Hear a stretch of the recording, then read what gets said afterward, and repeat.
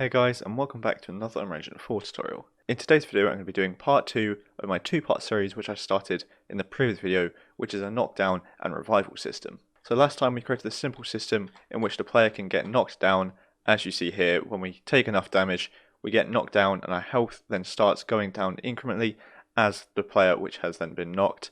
And today what we're going to be doing is setting it up so we can then also be revived by the other players in the game. So again, this is what we're going to be doing today, advancing upon what we did previously, this time adding in the revival part. So without further ado, let me delete this code and I'll show you how I've done it. Again, we're not setting up this that I've just shown you. What I've just shown you is what we have already set up. So if you don't have this, go watch that video which we linked in the description down below. So the first thing we want to do is we want to set up a blueprint interface. And now we're going to be doing this so that we can nice and easily and more efficiently interact with the player to be able to revive them. So I'm just going to do that on my down system folder here. I'm going to right click, go to blueprints and get a blueprint interface. I'm just going to name this one interact interface. Now if you already have an interact interface set up or any blueprint interface which you're using for this, you can just use that one as well, but I don't, so I'm going to set a new one up like so. And we're just going to name this function here interact, compile, save, and that is all we need to do in here. We don't need to do anything else with it, just the input. Now I do have other videos going over blueprint interfaces if you want a more detailed explanation of what they are. So I'm going to close this, then open up my character blueprint. So for me that's content, third person BP, blueprints, third person character. In here we're going to go to class settings up at the top, then we're going to add this interface in. So you can see we have interfaces, implemented interface, we're going to add and search for interact interface or whatever it is that you just named it, and add it there, compiling and saving that. And now we've set up our blueprint interface. Go over to the viewport now, add a component, and we're going to add a sphere collision, like so. And this is just the area in which the player has to be in order to revive the other player. So you can increase the size of this to be however big you want, but I think this is going to be good. So again, basically the other player needs to be inside of this sphere collision in order to be revived. So we're going to compile and save that like so. Then we're going to go back to the event graph and go to event begin play once again, which I have up here. Come off of event begin play, which I'm just going to do off of then 0 here, and we're going to get our sphere, drag out of this, and set collision enabled, making sure it is no collision.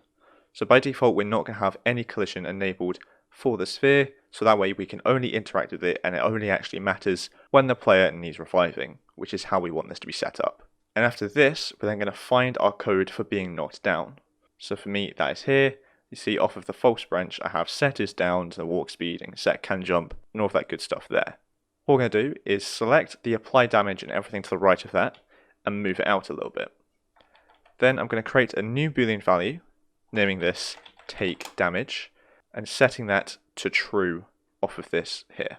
So tick it to be set to true so the player will take damage when they're knocked down. Because at the moment it is just going to continually take damage while they're knocked down. But I also want to change it so that while the player is being revived, they're not going to take damage.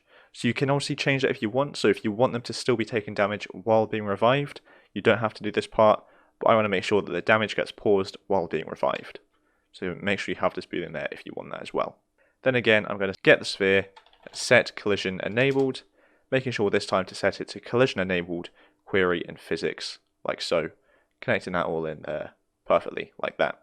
Now to actually use this take damage boolean here to make sure that the player is only taking damage if they're knocked and this is true, we're going to come to this final branch, move this stuff down, and then we're going to get take damage there as well. Drag out of this and simply get an AND boolean, connecting both of those values in there, and the AND boolean going into the branch. So again, now what has to happen is take damage has to be true and the player has to be downed in order for them to continually take damage while being knocked down. So again, if they're knocked down and not being revived, then they can take damage. So that's just a nice little improvement which we're making for this. So compile and save that as well. And so what we're going to do now is set up the revival part. So firstly we're going to go to Edit, Project Settings, go down to Input and create a new action mapping, naming this one Revive, and we're going to set this to be the E key. You can set this to any key you want, for example E or F, or anything else that you choose. And this is just again the button we're going to press in order to revive the player. So let's close that like so. Then we'll find some empty space, so I'm just going to do it underneath the code for being knocked down. Right click, and I'm going to get my revive action event which we just made there. And underneath this, I'm going to right click, add a custom event, naming this revive on server. And again, this is so that it's all replicated, working perfectly for online. And I'm going to change replicates to be run on server. So it's going to execute on the server, as you can see there. Then underneath this, I'm going to right click again, adding another custom event, naming this one revive on client. Making sure this replicates is going to be multicast, so it executes on all. And this custom event here is where we're going to actually do the code for reviving. But to make sure that this is replicated perfectly, off of the input action of revive, we're going to call function revive on server, and out of revive on server, we're going to call function revive on client, and out of revive on client, we're going to do the actual code for reviving.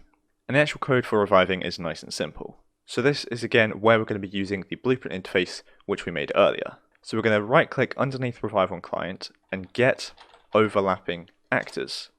The class filter is going to be character, as we only want to be able to interact with and revive other player character blueprints. And overlapping actors is going to go into a for each loop with break.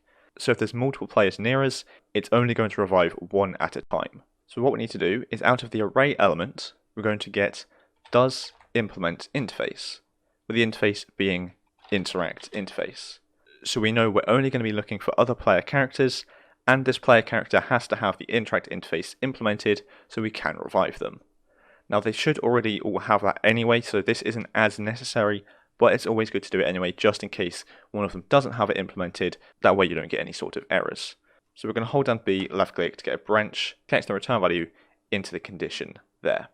And the branch is going to go into the loop body of the for each loop with break. Then we're going to come out of the array element again of the loop.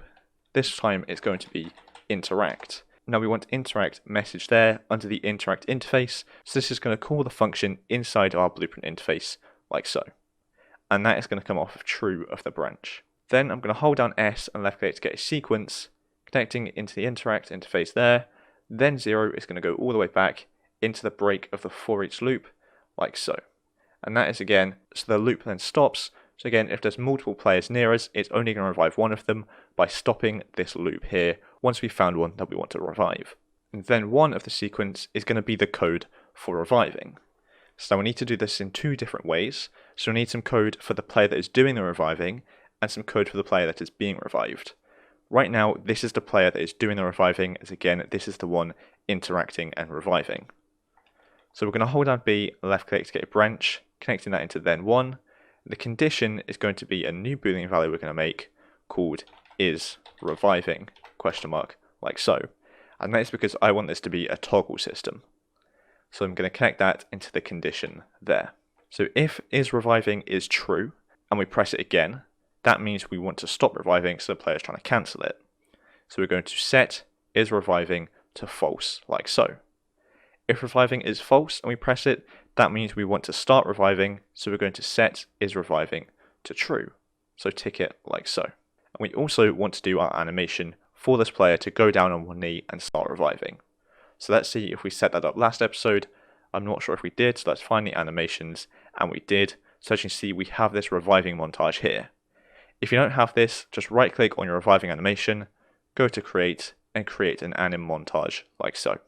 That is all you need to do with it. Then we're going to go back into our third person character, and out of set reviving to true, we're going to play anim montage, with the anim montage being our reviving montage we just created. And out of set is reviving to false, we're going to stop the anim montage, and also again choose reviving montage there. So if we cancel reviving, it's also going to stop playing the animation.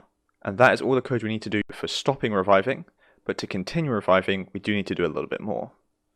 So we're going to come out of play anim montage and get a re-triggerable delay, and the duration is going to be how long you want it to take to revive the player. So I want it to take 3 seconds to revive the player, but you can set this to any time that you want. So maybe it takes 1 second or 5 seconds. Again, choose this to be whatever you like, but make sure it is a re-triggerable delay. And that means if we stop reviving and then start reviving again before this delay has finished, it will restart back from the beginning. So let's say we go into it, it's counting down from 3, then we stop and go back in, it will restart at 3 again, making sure that we can't start reviving the player, stop, kill some enemy and then continue reviving them, and it'll still finish reviving them. This just removes any sort of game-breaking bugs. So I hope that makes sense. And then after the delay, we want to make sure that the player is still reviving. So we're going to hold down B, left click to get another branch, just to again check this is reviving boolean to make sure it is still true. If it is still true, we're going to set is reviving to be false, so unticked, and then we're going to also again stop the montage of our reviving animation to again stop playing the animation. So we're setting the boolean to false and stopping the animation, so as far as this player is concerned, the other player has been revived. So they are stopping what they are doing because they have revived the other player. So that's working for this player. Now we need to actually set it up for the other player to actually be revived. So again, this one is doing the reviving, now we set up the other one to be revived. And that is nice and simple. So as you can see here, we're calling the interact function from our interface, so we need to set up that function. So to do that, we can open up our interfaces tab on the left here, right click on interact function, and implement function. Now you can see we can set up this code to do what we want. Again, this code is going to be for the player being revived. Now this is already replicated as well, since we're doing the replication up here, so this code is replicated already for us. So what we want to do is we want to make sure that the player is actually downed. So very simply, we can get a reference to our animation blueprint here, drag out, and again, get is downed, the boolean that we set up in the previous video. And we're going to run this through a branch just to make sure that this is true or false. And we only want to do something if it is true, because again, we only want to revive the player if they are downed. So after this, we're going to hold down B, left click again to get another branch.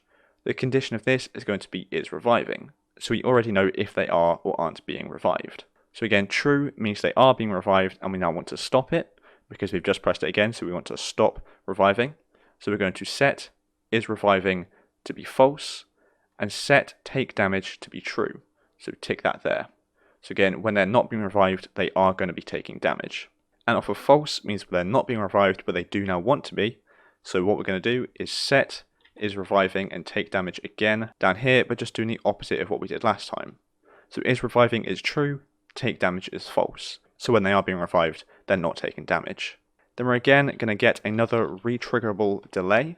But the duration of this one is again being the same as what it was last time, so how long you want it to be for the player to be revived. So I'm going to set this to again a duration of 3 seconds. Now what you can do is promote that to a variable. For example, right click, promote to variable, naming this revival time like so. Compile, change the default value to the time you want, which for me is 3, and connect it up in this delay up here as well. So that way if you want to change how long it takes, you only have to change the one value in that variable and it will change it everywhere you want. So that's just a nice another way of making it more efficient. So after the delay is completed, we again want to make sure that they are still being revived. So we're going to hold down B, left click to get a branch with the condition of is reviving once again. False, we're not going to do anything because if they're not being revived, we don't want to revive them. True, they have been revived, so we're going to set all the values back to what they should be. And by that I mean if you come back up to our downed code, you see we set all of these values here for them being knocked down, so we just want to reset them back to what they should be when they get revived.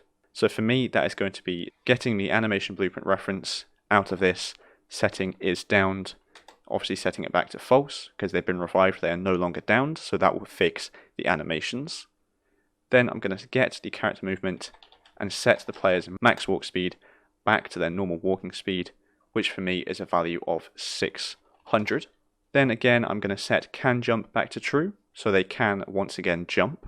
Then I'm also going to reset the downed health all the way back to 100, so the next time the player gets downed, the downed health will be back to 100 again.